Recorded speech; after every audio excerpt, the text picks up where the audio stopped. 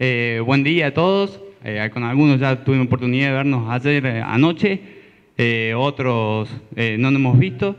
Lo que le vamos a contar nosotros acá es una serie de ensayos que empezamos a trabajar desde abril. Nos juntamos con Gastón, planificamos una serie de ensayos de tecnologías nuevas, principalmente de nidificación, que nosotros queríamos empezar a testear porque realmente no había parámetros y por ahí se nos están haciendo muchas consultas o cómo trabajar con ciertas máquinas, cómo hacer un buen uso de esas máquinas. Entonces nosotros teníamos que empezar a testear esas máquinas. Le hicimos una propuesta a Gastón, Gastón inmediatamente aceptó, tan así que en mayo empezamos con estos ensayos. En mayo realizamos todo el ensayo de roto enfardadora y después en julio, agosto y ahora en octubre hicimos todos ensayos con mixer. Casi todo lo que vamos a ver acá es fundamentalmente todo lo que es un ensayo de nidificación, tanto de lo que es la fibra, fundamentalmente el momento de enrollarla, vamos a ver todo lo que es roto enfardadora, cómo es hacer un buen uso y lograr una fibra de calidad, pero también cómo tenemos que hacer para usarla después en el mixer. Entonces, porque hoy en día estamos empezando a ver que ya la fibra empieza a tratarse de otro modo y ya esa fibra que nosotros antes la dábamos en un aro para dársela en un comedero, que sigue sucediendo muchísimo, esa fibra ya la empezamos a involucrar adentro de la ración, la empezamos a meter adentro del mixer. Entonces, en base a eso empezaron a surgir distintas alternativas, tanto de nidificación como después de uso. Lo que tenemos que tener en cuenta, para arrancar un poco la charla y romper el hielo, es a dónde estamos parados hoy en día en nidificación. Porque por ahí nosotros en silaje hemos avanzado muchísimo. En INTA Propefo, nosotros dos trabajamos en INTA Manfredi y Juan Giordano, que después les va a hablar de mixer, es de INTA Rafaela. Pertenecemos a un proyecto nacional de forraje conservado, que es un poco, continúa la línea que hizo el INTA Propefo en los 90 y nosotros estamos retomando un poco esa línea de trabajo. Cuando el INTA Propefo arrancó en el año 93, se empezaron con 80.000 hectáreas que se destinaban a silo y casi todo era picado grueso. Hoy en día tenemos 1.060.000 hectáreas que ya hemos superado, de las cuales ya se pican, se hace picado de precisión, ¿no es cierto? Y ese silo ha hecho que esas reservas que nosotros vamos haciendo ya no sean para tapar un bache, sino que es para usarlo a lo largo de todo el año y en base a eso poder estabilizar nuestra producción, sobre todo en lo que es la producción de leche y en la producción de carne en el engorde corral. Entonces, bueno, un poco en eso, en el silo se ha ido avanzando mucho, se tienen muchos parámetros de calidad y el heno lo hemos dejado relegado. ¿Por qué? Porque el heno nosotros tenemos la costumbre, como decíamos, de tirarlo en un aro y usar el heno como una fuente de fibra. O sea, se dice una fuente de fibra para que la vaca tenga un cierto movimiento ruminal para la salud del rumen de la vaca, para dar un cierto movimiento, pero no se tiene en cuenta todo lo que además nos puede dar principalmente lo que es el heno de alfalfa. Nosotros acá comparamos tres calidades. La que venden ustedes a la izquierda es la calidad promedio que tenemos en Argentina, que son 10 años, es un promedio de 10 años de análisis del INTA Rafaela, que es un poco el centro de INTA de excelencia en análisis de calidad de forraje. Y un poco a la derecha ven lo que es la calidad objetivo y el primer premio Mercoláctea, que es un poco el lugar donde se busca ese forraje de calidad, ese heno de calidad, y un poco se menciona, entonces nosotros tomamos como un parámetro a nivel nacional. Y esto, la calidad objetiva, un poco los parámetros que se utilizan en Estados Unidos. Lo primero que tenemos que ver, si nosotros nos vamos y nos vemos la proteína bruta, nosotros estamos trabajando con una proteína bruta del 16. La proteína bruta es la hoja. Nosotros en la hoja tenemos un 24, 27% de proteínas y es donde tenemos la mayor cantidad de nutrientes, o sea, lo que más tenemos que cuidar. Y los rollos que estamos haciendo nosotros tienen muy baja proteína bruta. Entonces, eso significa que esa hoja nosotros no la estamos metiendo adentro del rollo, no la estamos haciendo llegar a la boca del animal, sino que la estamos dejando tirar en el campo. Tanto en el momento que hacemos el corte, después del momento que enrollamos o después cuando lo utilizamos a ese rollo.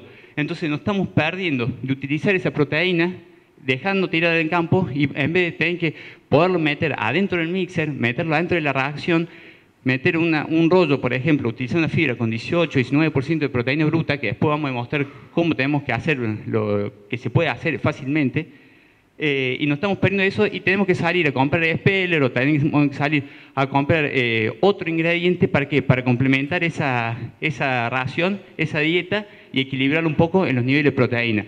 Entonces lo que vamos a ver hoy es que con toda la tecnología que tenemos disponible, lo único que tenemos que hacer es hacer las cosas bien.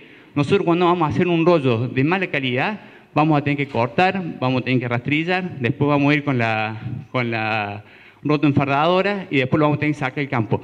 Para hacer un rollo de buena calidad vamos a tener que hacer exactamente lo mismo. O sea, los costos de hacer un rollo de mala calidad y de buena calidad son los mismos y a nosotros nos van a cobrar por ese rollo que estamos haciendo.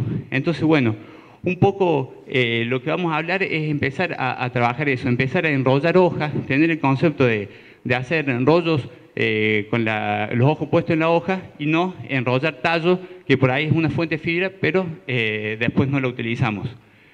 Después, otro parámetro fundamental es todo lo que, si ustedes ven, porcentaje de FDN, muchas gracias, el puntero láser mecánico, FDN, que FDN creo que es la cantidad de eso, de celulosa, de tallo que estamos enrollando, ¿no es cierto? Eso lo traducimos en la cantidad de tallo.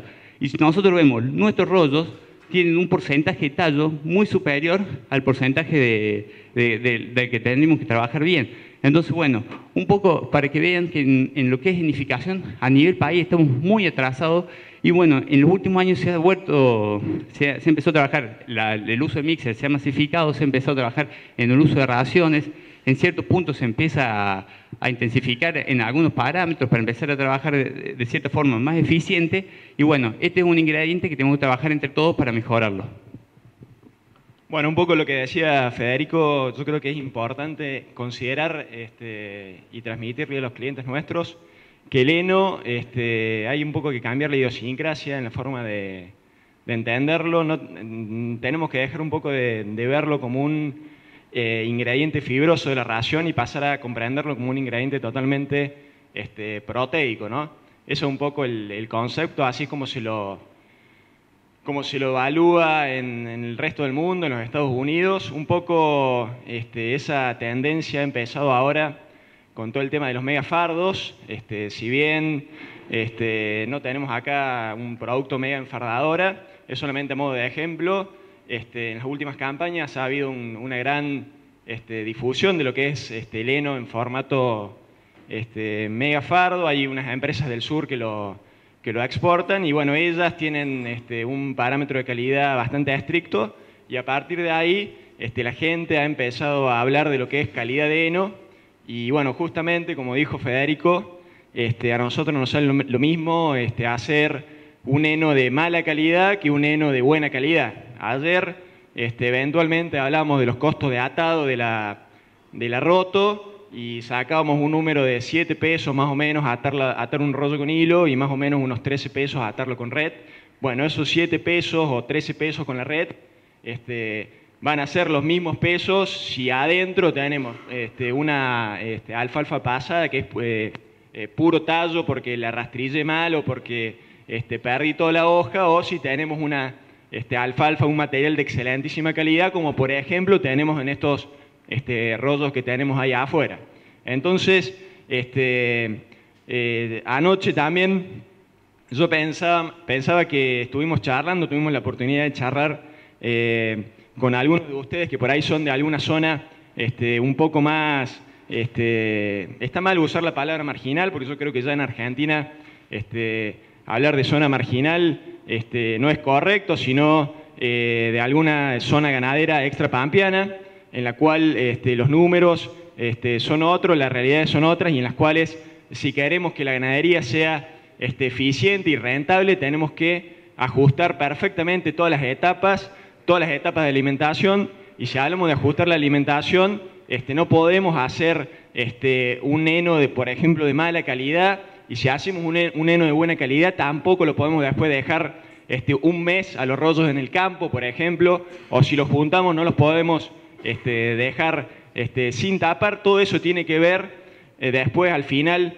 del ciclo en ajustar los números y aumentar la rentabilidad de la ganadería si queremos que la ganadería esté presente en zonas un poco más complicadas. Vamos a mostrar algunas diapositivas que tienen que ver con el corte. La jornada es específicamente de enificación y mixer. Pusimos algunas diapositivas de corte porque justamente no podemos pensar en enificar un material de alta calidad si no arrancamos cortándolo como se debe. Bueno, si hablamos entonces de apuntar hacia un heno de alta calidad, entonces tenemos que tener en cuenta primero algunos factores relacionados al lote, como los que están ahí en la diapositiva, que tienen que ver por ejemplo con la selección del lote, recomendación, priorizar para lo que es enificación todos aquellos lotes que no estén altamente pastoreados en forma natural.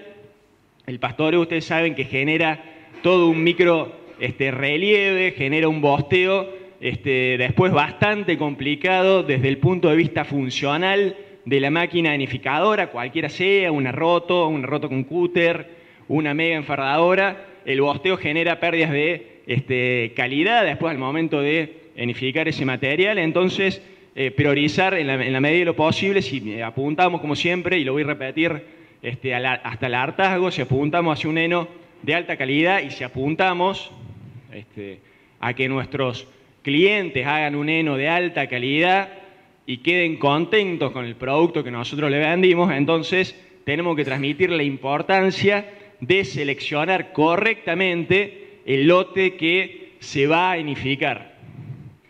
Si hablamos de una ganadería eficiente, si hablamos de alimentos de alta calidad, no puede ser la selección del lote, y esto también lo traslado, por ejemplo, lo que es el lote para picado. Si habláramos de silo, si esta fuera una jornada de silo, no podemos, por ejemplo, destinar en el ensilado al lote de maíz o al lote de sorgo que viene castigado por sequía y con bajo rendimiento y con baja densidad de plantas.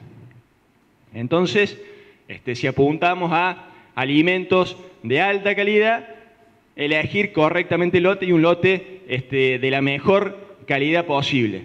Análisis de suelo y fertilización, esto tiene que ver como recomendación para el cliente que invierta en un análisis de suelos del lote que después, en el cual voy a plantear la pradera y que después voy a enificar, saber qué nutrientes y micronutrientes tiene el lote. Esto tiene que ver desde el punto de vista de lograr una correcta densidad de plantas, un correcto stand de plantas al momento de cortarlas y enificarlas.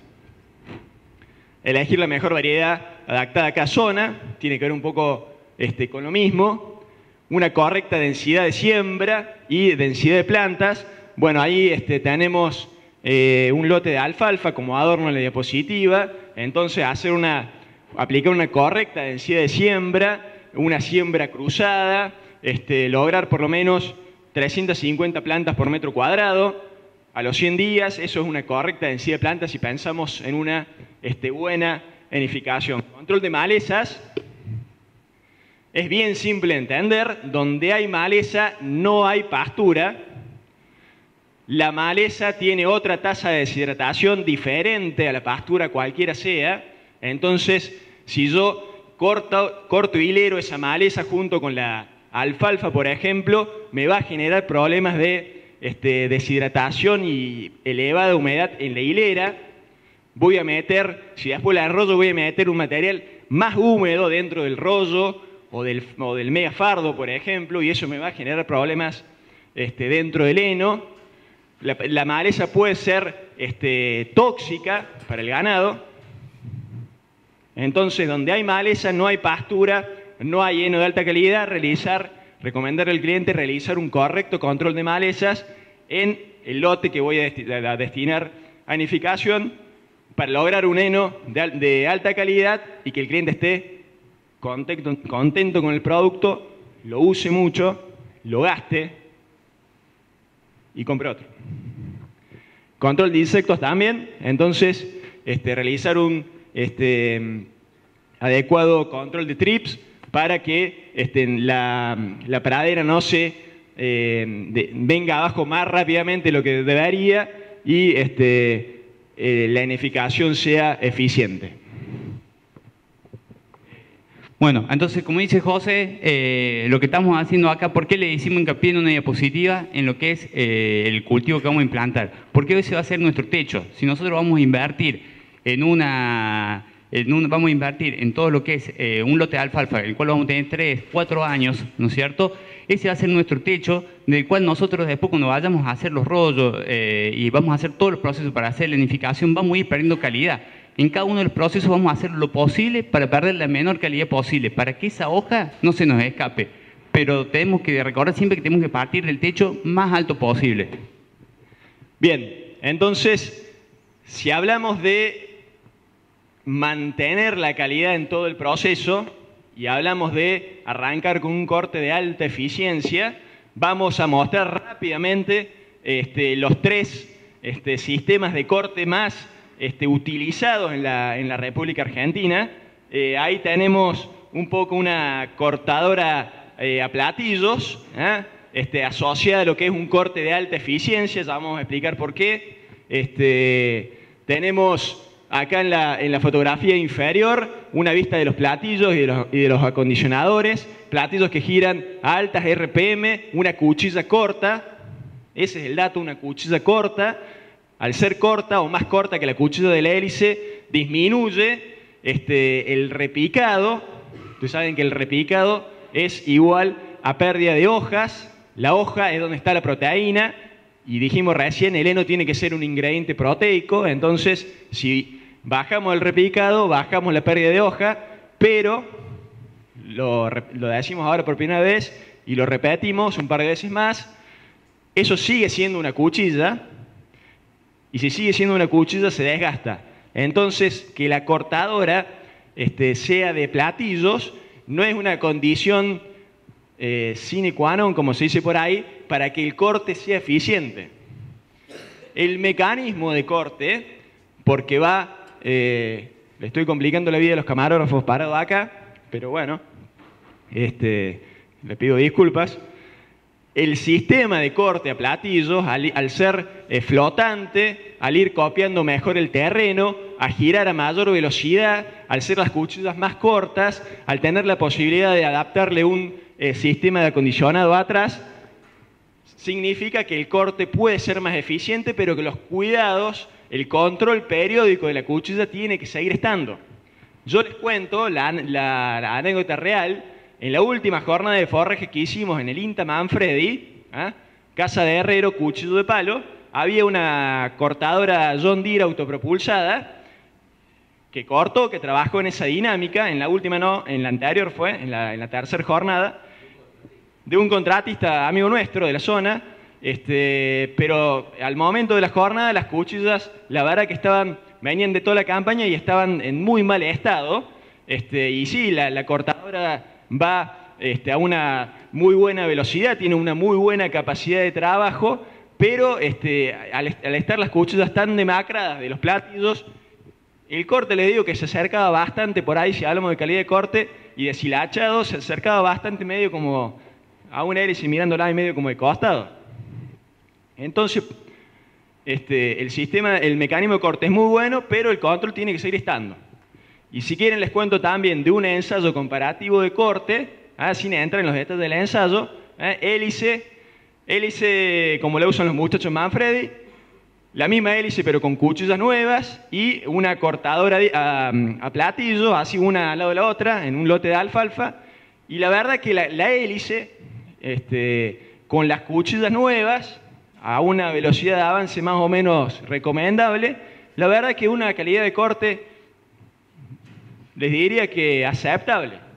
Aceptable.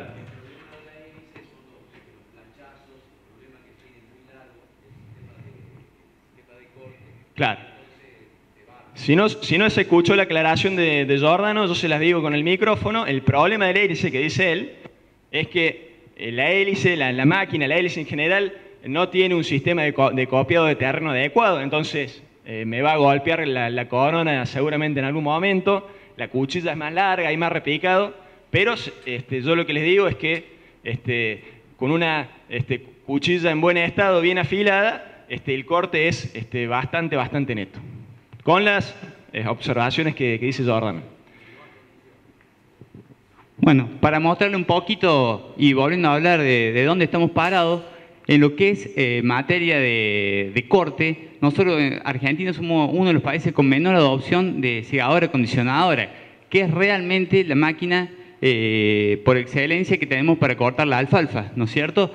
Si nosotros miramos ese cuadro desde el año 96, nosotros siempre se venden más de 1.000, 1.200, 1.300 hélices por año para cortar alfalfa. Y si nosotros miramos el cuadro de más abajo, la línea verde, esas son lo que es la segadora acondicionadora. Ya vamos a hablar un poco de lo que es la calidad del corte que permite trabajar con una segadora y a su vez el uso del acondicionador, que es el otro elemento fundamental que nos permite tener mucha calidad.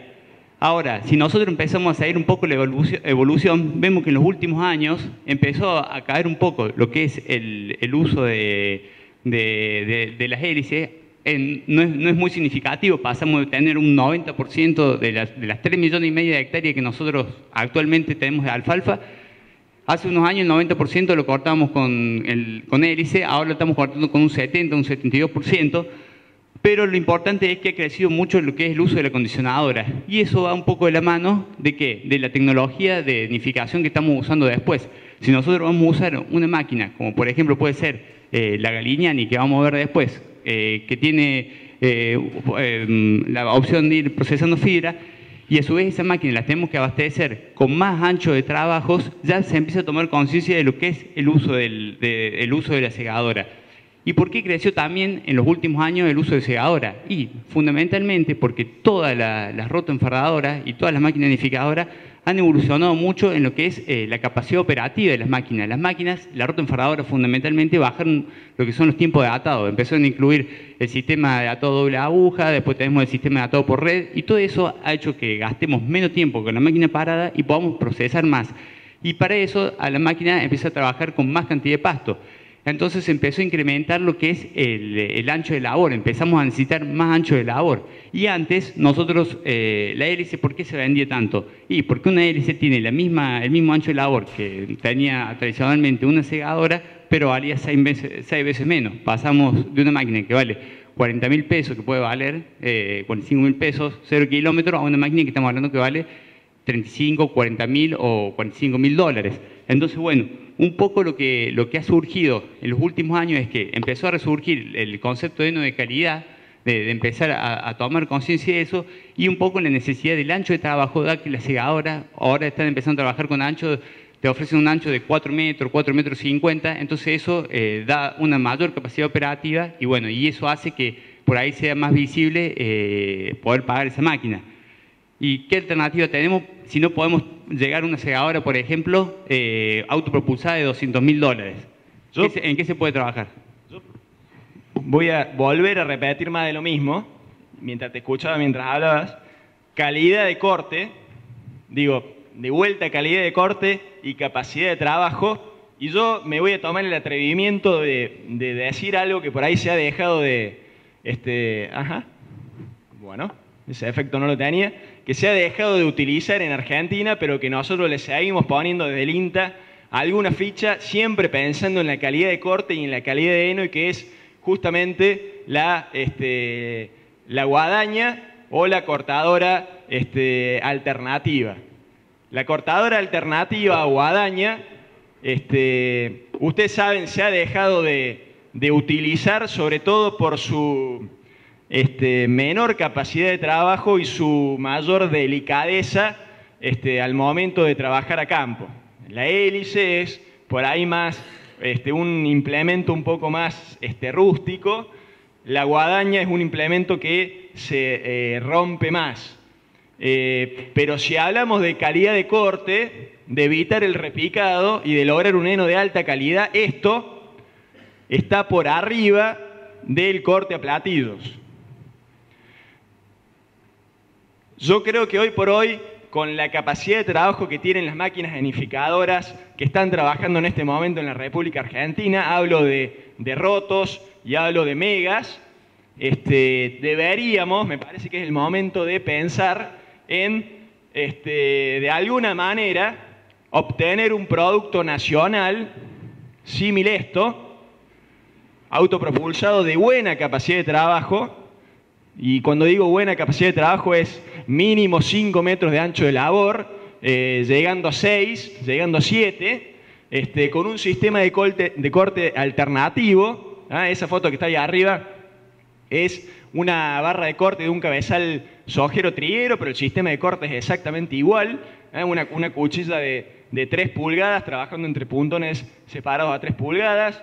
Eso es lo que mejor calidad de corte logra, mejor que el disco, que el platillo, y por supuesto mucho mejor que la hélice, ni hablar eso.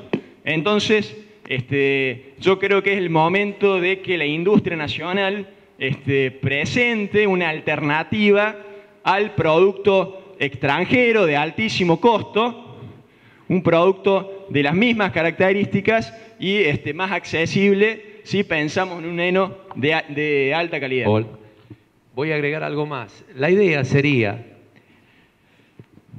esta máquina es Pérez, que tiene tiene 3 metros, 3 metros y medio, y tiene una sola caja, Pérez, nacional. Esta máquina tiene 7 metros de corte, y entonces podría tener dos cajas tipo Pérez, como hacemos con todas las máquinas nacionales que tienen el sistema opuesto, ¿cierto?, de trabajo. Por lo tanto, se autobalancea con un molinete y podría tener 3 acondicionadores. Estas ruedas podrían estar mucho más juntos, tipo algo parecido a lo que es un chasis de una pulverizadora.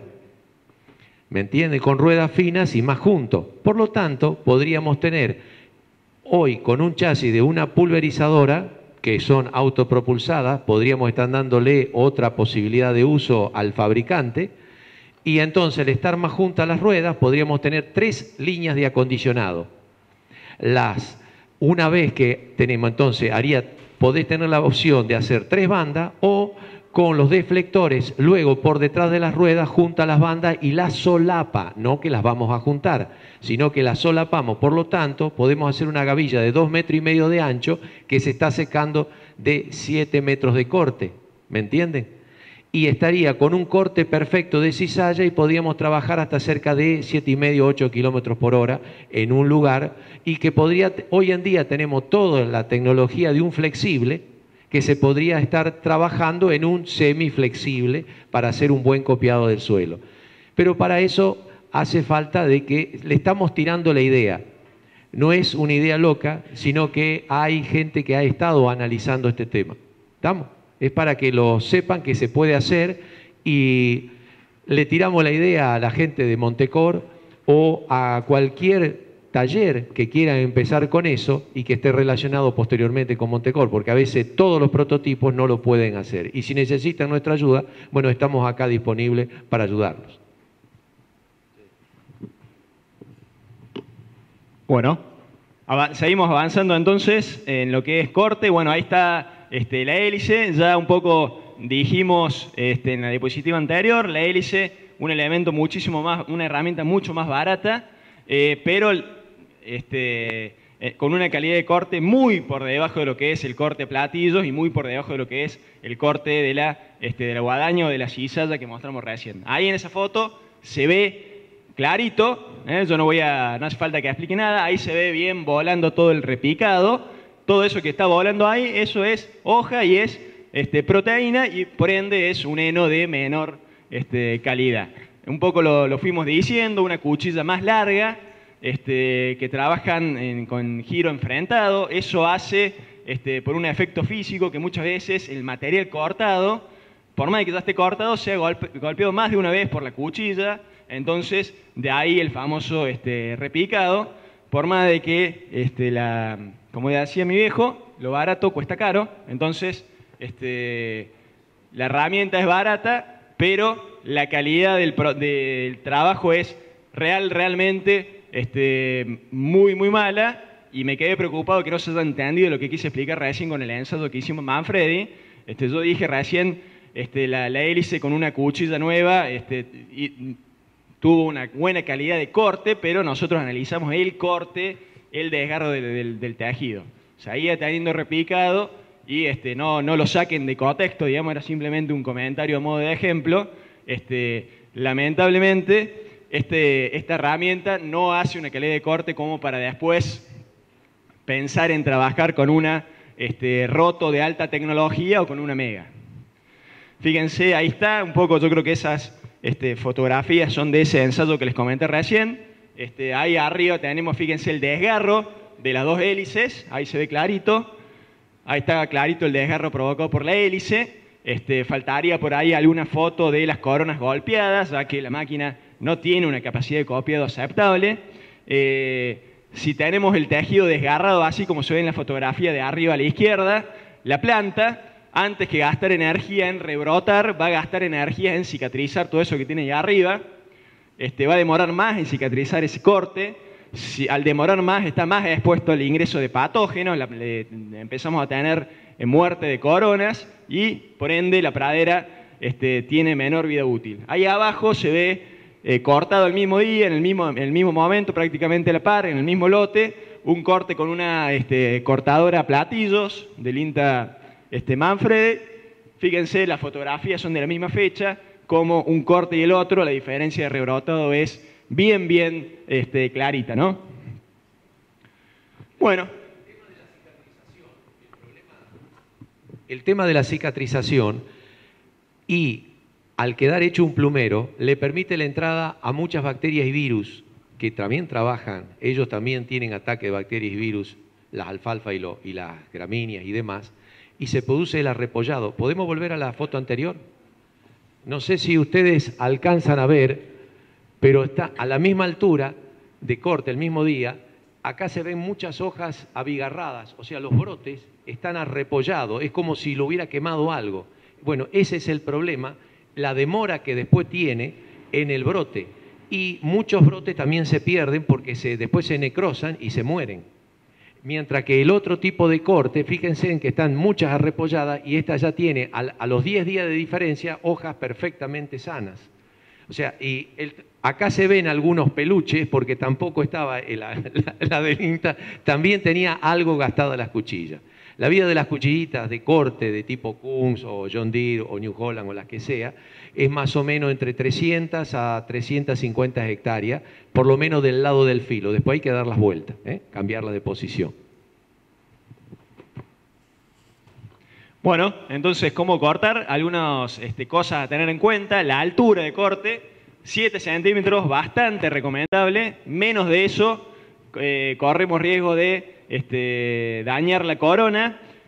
Por ahí, si uno quiere ser un poquito más fino, la altura de corte la puede manejar según la variedad de alfalfa que estemos cortando. Por ahí variedades con menor cantidad de cortes por año, 3, 4 cortes, sí le podemos bajar un par de centímetros la altura de corte como para aprovechar un poco más de material.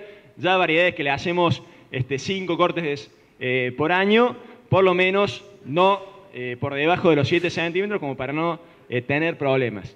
La cuchilla bien afilada, lo repetimos y lo explicamos hasta el hartazgo, sea cual sea el sistema de corte, siempre cuchilla bien afilada, ¿no? Esto es lo mismo que cuando hablamos de cosechadora. Cuando no hay cuchilla, no hay más cosecha. Cuando no hay cuchilla, no hay más corte eficiente y no hay heno de alta calidad.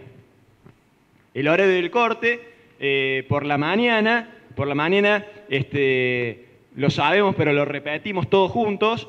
Por la mañana tenemos un poco más de humedad, tenemos menor pérdida de hojas y también tenemos la famosa apertura estomática. Se abre la ventanita de la planta como para que la planta aproveche para perder rápidamente esos primeros puntos de porcentaje de humedad. Por eso recomendamos cortar a la mañana. La cantidad de forraje que cortar, acá está clarita la estafa. No hay nada que le haga perder más calidad al material que voy a unificar que estar ahí esperando sobre el lote cortado sin que pase nada. En ningún momento va a perder más calidad. Entonces siempre manejar la cantidad de hectáreas a cortar según la capacidad de trabajo del equipo que va a enrollar o enfardar ese material. Siempre saber manejarlo y que no va a hacer que corte de más, porque eso que corte de más va a quedar ahí en el campo y ahí es cuando pierde rápidamente calidad. Bueno, el tema de regular los chapones posteriores o lo que tenga la máquina, según la máquina con la cual yo vaya a cortar el material. Esto tiene que ver con siempre manejar la arquitectura de la andana que voy formando. Esto es según el clima y la región en la cual esté, según el tipo de suelo, si es más seco, más húmedo. Esto también tiene un poco que ver con la altura de corte. Si estoy trabajando en un suelo muy húmedo, por ahí conviene un poco levantar algunos centímetros la altura de corte como para que la andana quede suspendida en los tallos cortados, como para que no tome contacto directamente con el suelo, porque si toma contacto directamente con el suelo, tenemos transmisión de humedad y tenemos pérdida de calidad.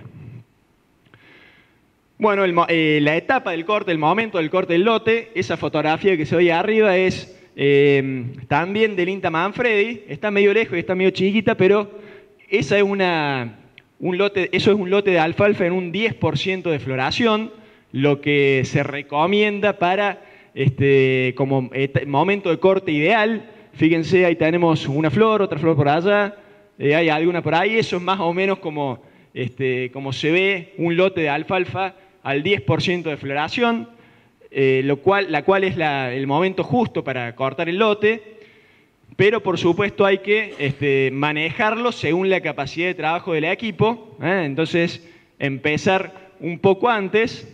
Ahí está marcada la flecha roja, la flecha en negro es el 10% de floración, la flecha roja sería el momento para iniciar el corte, para empezar un poco antes, hacerle centro al 10% de floración y terminar un poco después según la capacidad de trabajo de la cortadora y de la enrolladora.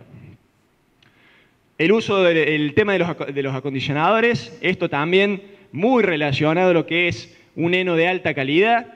Tenemos acondicionadores de caucho, tenemos acondicionadores metálicos, acondicionadores combinados. Las recomendaciones de uno y otro dependerán del cultivo que yo esté cortando y que pretenda enificar. El principio del acondicionado es equilibrar la tasa de deshidratación del tallo con la tasa de deshidratación de las hojas. Las hojas pierden más rápidamente humedad que los tallos, entonces se desecan más rápidamente, y si no acondicionamos correctamente el material, por ahí podemos sobresecar las hojas y perder esa fuente proteica que tanto nos interesa. Entonces, la idea de acondicionar el material al momento del corte es equilibrar las tasas de deshidratación de tallos y hojas para que lleguen al porcentaje de humedad correcto los dos componentes juntos. Bueno, como siempre, manejar bien la presión de los rodillos acondicionadores. No tiene que producirse un corte del material, sino simplemente un machucado, un apretado de los tallos. Y de las hojas, esa es un poco la idea. Bueno, el tema de la deshidratación, al momento de hablar de heno de alta calidad, siempre lo importante es, si yo estoy cortando el material con aproximadamente un 80%, 90% de humedad, la idea es alcanzar rápidamente un 50% de humedad, porque al 50% de humedad del material cortado es cuando se detiene la respiración. La respiración es ese proceso en el cual se consumen carbohidratos, y si la planta cortada está consumiendo carbohidratos y no los está generando porque ya está cortada, está consumiendo la parte que a mí me interesa después suministrársela a los animales. Entonces la idea es que rápidamente el material cortado alcance el 50% de humedad para que se detenga el proceso respiratorio y se preserven lo mejor posible los nutrientes. Bueno, entonces ahí tenemos cortar con aproximadamente un 80-90% de humedad por la mañana para aprovechar la apertura estomática, llegar rápidamente al 50% de humedad. La velocidad con la cual yo voy a llegar al 50% de humedad va a depender de si el material está acondicionado o no, de las condiciones climáticas, por supuesto, de la estructura de la andana en la cual se está secando el material. una vez que llegue el 50% de humedad y se detenga el proceso respiratorio, después para llegar lo antes posible al 20% de humedad, de humedad, sí, bien digo, que es el porcentaje con el cual recomendamos enrollarlo o enfardarlo. Ahí tendremos que manejar todo el tema del rastrillado. Bien. Esto para que tomen conciencia, porque muchas veces se discute el uso del acondicionador, que no se ve reflejado. Este es un ensayo que se hizo en el Instituto de Rafaela, que le hizo Juan, uno de los autores es Juan. Pero bueno, para contarles rápidamente y ustedes tengan un concepto rápido, ¿qué pasa con el acondicionador? Este mismo ensayo se hizo en enero en Rafaela, con la particularidad que se comparó una hélice con una segadora con un acondicionador. Y lo que se comparó fue la tasa de secado de la andana que no quedaba acondicionada con la acondicionada. O sea, la roja es la hélice y la amarilla es la que tenía el acondicionador. Esto se hizo en el mes de enero, pero se hizo un día nublado, ¿no es cierto? La primera prueba se hizo con el día totalmente nublado, donde teníamos una humedad relativa en la primera hora de corte que era superior al 70%. Y a su vez tuvimos baja heliofanía, que la heliofanía es la duración, la iluminación del día, ¿no es cierto? Cómo influyen los rayos del sol durante el día. Cuando en Rafaela lo normal es que tengamos 14 horas de luz, ese día hubo 4 horas de luz. Entonces, eso, la alta humedad relativa y la poca incidencia de la luz, que como decía José, la luz es muy importante para que nos abren los estomas y de esa forma perdamos más rápido el agua. De esa forma, bueno, lo que tuvimos ahí fue que producimos el corte, estábamos con 80% de humedad, y si ustedes van siguiendo la curva, acá lo importante es ver hasta cuándo llegó el 50% de humedad. Porque el 50% de humedad, como decía José, es el momento en que las células dejan de respirar y dejan de consumir esos nutrientes que en vez de ir a parar a la vaca, lo va a consumir la planta ahí. Entonces lo fundamental es llegar rápido al 50%. Si nosotros miramos con el acondicionador, llegamos a las 20 horas al 50%, o sea que esta planta dejó de respirar y esta planta continuó respirando 12 horas más. O sea que tuvimos 12 horas más que esa planta consumió nutrientes, estuvimos perdiendo calidad. Y esa calidad, en este caso, fue para la vaca y en este caso la dejamos tirada en el campo. Y si después continuamos con la línea, siempre se mantuvo nublado, llegamos al 20% de humedad para entrar con la enrolladora a las 48 horas, mientras que con la hélice sin acondicionador llegó a las 84. Ese es el caso donde más se luce el acondicionador. Un poco la muestra de estos resultados, que lo gracioso es que uno de los que hizo el ensayo está sentado ahí y no dice nada. Habló en toda la otra diapositiva y ahora no habla.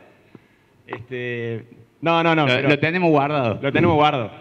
Un poco lo interesante de mostrar estos ensayos que ya tienen algunos años es, más allá de la diferencia entre una máquina con acondicionador o sin acondicionador, hélice y platillos, un poco lo importante es el tiempo, es mostrar la importancia que tiene hacerle centro a los días correctos para realizar el corte del material. Fíjense esto, como decía Federico, en Rafaela, día nublado, o sea, día no adecuado para cortar el material, y a continuación está una repetición del mismo ensayo, también en Rafaela, algunos días después ya con una condición mucho más adecuada para realizar el corte, un día más despejado. Tenemos de heliofanía, fíjense, antes teníamos 4,2 horas y en la repetición del ensayo tenemos ya 12 horas de luz, de capacidad deshidratante del clima,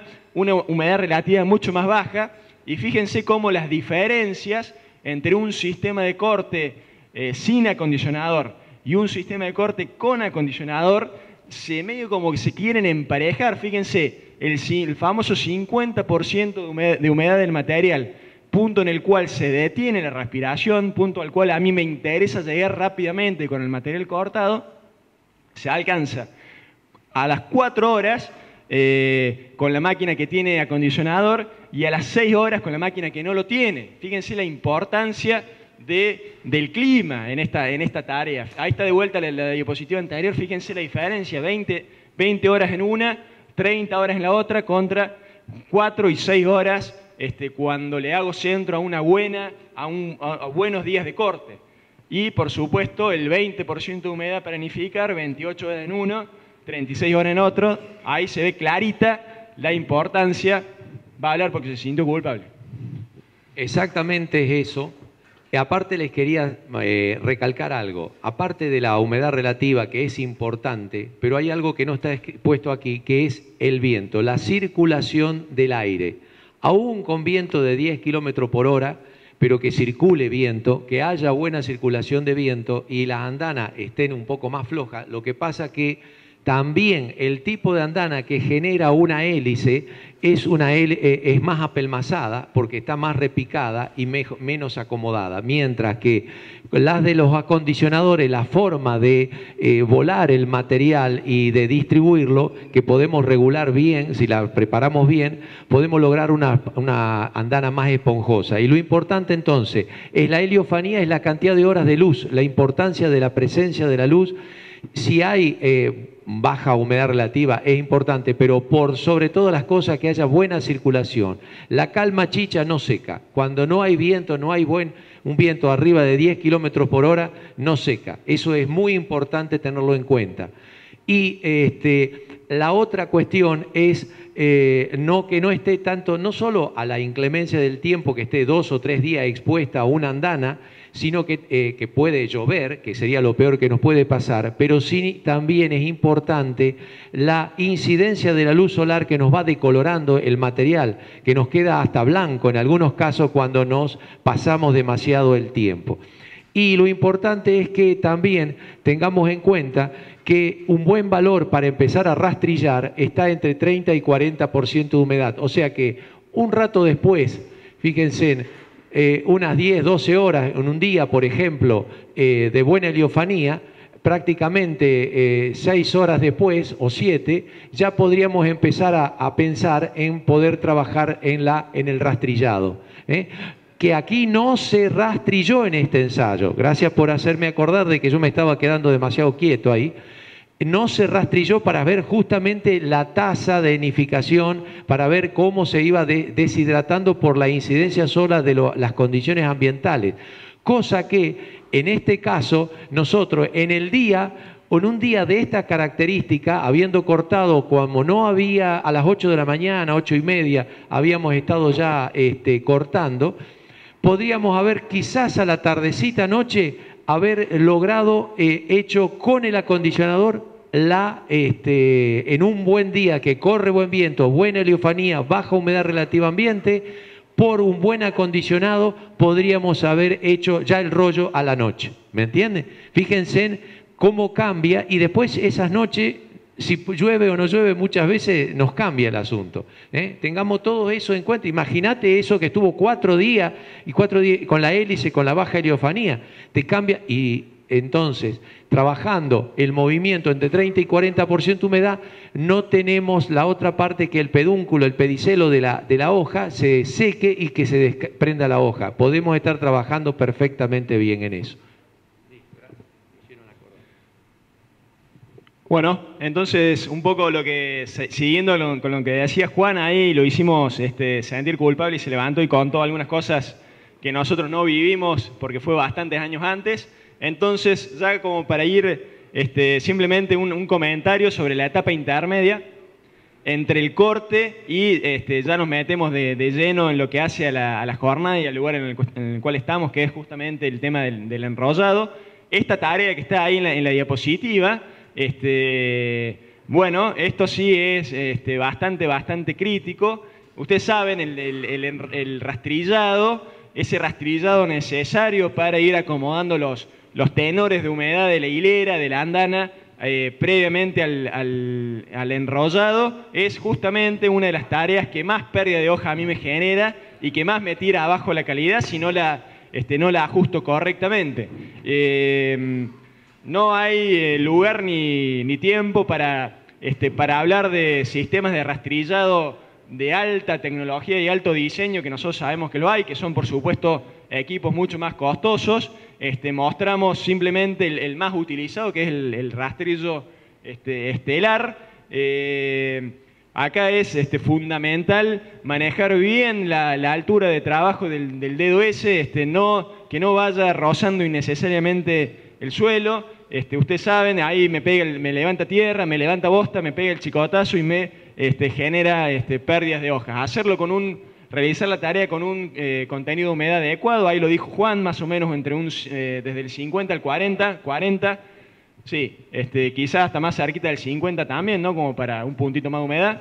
No, y después también vamos a ver una cosa interesante, que cuando trabajamos con rotoenfardadores con cúter, por ahí si bien vamos a castigar un poquito más la hoja, es irnos más cerca al 35. ¿Por qué? Porque tenemos que evitar generar unos bollos que después vamos a ver cuando los traga la rotoenfardadora para hacer un corte más de calidad y un corte más parejo de esa fibra.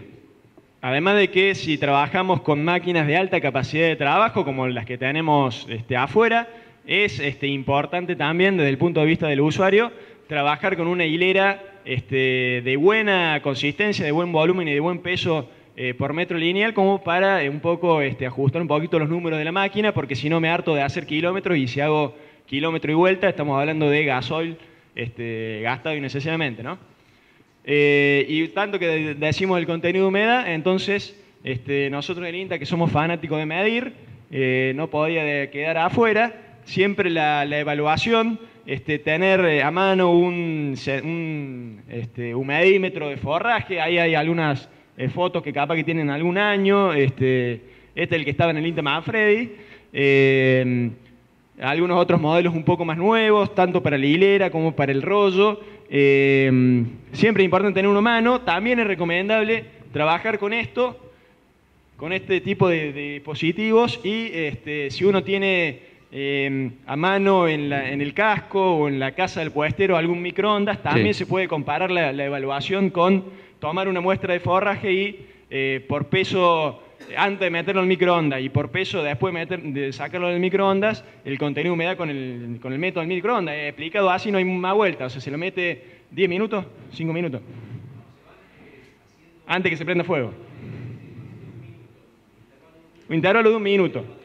Con intervalo de 1 minuto, es decir, con una balancita, una muestra de forraje, la peso, la meto en el microondas 1 minuto, al minuto la vuelvo a pesar, la voy pesando hasta que llega a peso constante. Ese es por diferencia de peso final y peso inicial, ese es el famoso porcentaje de humedad.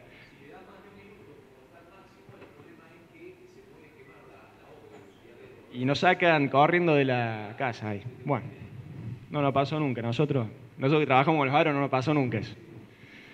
Bueno, y como comentario que dijo Juan ahí, que no me olvide, meter un vaso de agua para que no nos saquen corriendo de las casas ahí, meter un vaso de agua adentro del microondas para que no se prenda fuego el pasto adentro y hagamos sonar el microondas. Y este último comentario que está acá, eso es lo que me querías marcar.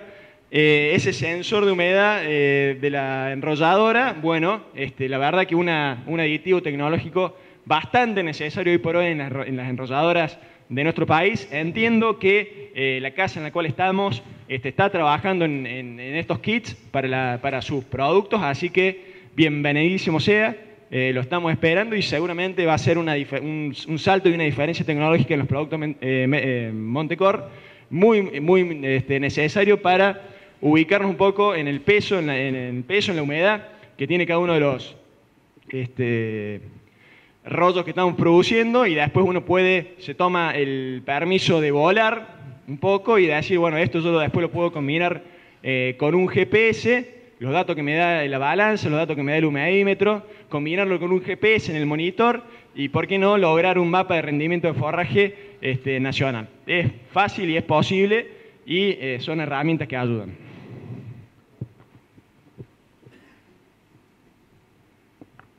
Bueno, ahora lo que vamos a hacer, nos vamos a meter un poco de lleno a las máquinas, toda la línea de rotoenfardadora que estuvimos probando con la gente de Montecor, donde tuvimos la posibilidad de probar tanto la rotoenfardadora, la 8520, y también trabajar con la línea Galignani. Acá lo que se busca en el ensayo, esto es en azul las ventas de rotoenfardadora. Y lo que rápidamente le queremos mostrar es que en los últimos años en que empezamos a ver, se empezaron a trabajar con mega enfardadora, empezó a crecer mucho lo que es segadora. Mega enfardadora no impactó directamente en rotoenfardadora. ¿Por qué? Porque están destinadas a clientes distintos. O sea, la mega enfardadora, el usuario de una mega enfardadora es un contratista que va a pagar una máquina que vale $250.000 y la va a tirar con un tractor de 170, 180 caballos y va a tener que hacer 15.000 megafardos. Entonces eso es un contratista que es muy parecido al concepto de lo que tiene un equipo de picado, es el mismo tipo de contratista. La rotoenfardadora tiene otro uso, es el uso más doméstico que le permite al productor tener la herramienta para poder ir haciendo sus rollos y hablar de todo lo que estuvimos hablando, de todos los conceptos de calidad y no está esperando un contratista. Y a su vez también es para contratistas, pero que también trabajan en una zona más determinada. O sea, tiene un uso muy distinto que hizo que, a pesar de que llegaron las mega enfardadoras y empezó a crecer en volumen, en ningún momento impactó en lo que es la venta de rotoenfardadora. Continuó totalmente independiente. Y acá lo que pusimos fue un camión. ¿Por qué? Porque con esto que estamos hablando de que se empezó a trabajar con la fibra se está empezando a incluir dentro de los mixers, estamos hablando de fibra de calidad, la fibra se empezó a mover mucho más de lo que se movía antes. Antes, históricamente, todas estas mega enfardadoras eran las de ancho de cámara 1.56 y la de 1.20 tenía muy poca participación. Nosotros en los últimos años, si seguimos esta tendencia, la mega enfardadora de 1.20 de ancho ha tenido una gran participación y ya llega a la mitad, si tomamos en cuenta todas las máquinas que se venden en Argentina, la mitad son de 1.20 de ancho. Y eso, una de las partes fundamentales ha sido que al tener 1.20 nos da los 2.40 para poder moverla en el camión y hacer circular y poder comercializar esa fibra. Entonces, en base a esto, nosotros la propuesta que hicimos, el trabajo que hicimos con Montecor fue trabajar con toda la línea de 1.20 que se comercializan acá. Un poco para mostrar de que hay una gama de mega enfardadoras en la cual podemos partir de un precio con una rotoenfardadora de entrada y así podemos seguir evolucionando con otros conceptos. Acá lo que le voy a mostrar, vamos a hacer un breve recuento de la Montecor 8520. Este es el modelo que utilizamos nosotros. Este ensayo se hizo en simultáneo. Fuimos al INTA Marcos Juárez. En el INTA Marcos Juárez agarramos un lote que era el problema que tuvimos ahí, que el ensayo lo hicimos en mayo, y justo después que hicimos el corte nos agarró una lluvia, lo cual es muy, muy complicado, se pierde mucha calidad, no tanto en proteína, pero hace que ese pasto que quedó tirado y le agarre el agua, crezca mucho el porcentaje de celulosa, o sea, se refleje mucho más el tallo en el rollo. Entonces hizo que por ahí no trabajáramos en las condiciones ideales y a su vez no teníamos en esa época del año ya rendimientos rendimientos muy altos de volumen. Pero bueno, lo que hicimos fue un lote de 11 hectáreas, lo cortamos en forma de espiral. ¿Por qué lo cortamos en forma de espiral? Para que las máquinas siempre anden en forma continua y nunca no tengamos que hacer el ida y vuelta, y luego que cada una de las máquinas anduvo 3 kilómetros, y a lo largo de esos 3 kilómetros a cada una de las máquinas se les midió la pérdida de recolector, se les midió la pérdida de cámara de compactación porque todas las máquinas estaban forradas, y medimos otros parámetros como consumo, capacidad operativa. Rápidamente, para conocer y entender después todos los resultados, vamos a conocer un poquito más las máquinas, que ustedes me imagino que la deben conocer mucho más que yo porque son los que la comercializan. Pero bueno, el recolector de la 8520 es un recolector, es muy, muy interesante porque es un recolector de bajo perfil. Entonces eso nos permite tener buena captación, un buen flujo de material.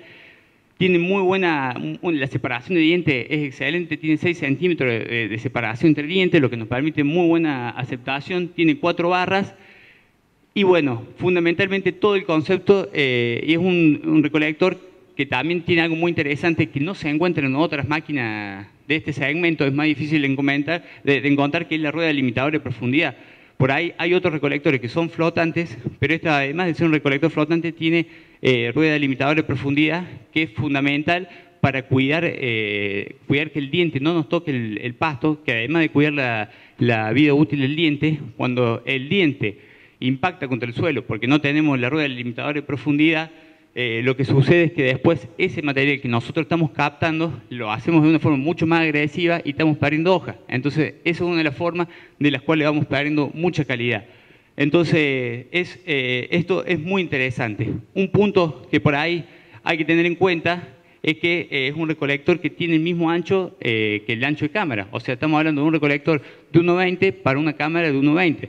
Que por ahí ese es un concepto en el cual nos hace que para aumentar el ancho de captación tengamos que usar estas ruedas laterales, estas barredoras laterales, que por ahí nosotros lo que medimos ahí fue si generaban pérdida en lo que es calidad, y no generan pérdida en calidad, salvo que nos vayamos a trabajar a andanas muy voluminosas de 5 o 6 kilos por metro, pero normalmente no generan pérdida en cantidad, pero sí pueden generar un poquito más de pérdida de calidad porque estamos agregando un maltrato más a la hoja, ¿no es cierto? En vez de captarla directamente con el recolector, nosotros ya le estamos agregando un golpe anteriormente. Entonces, bueno, siempre tener en cuenta que estas ruedas no generan pérdida en cantidad, pero nos pueden tener problemas en calidad.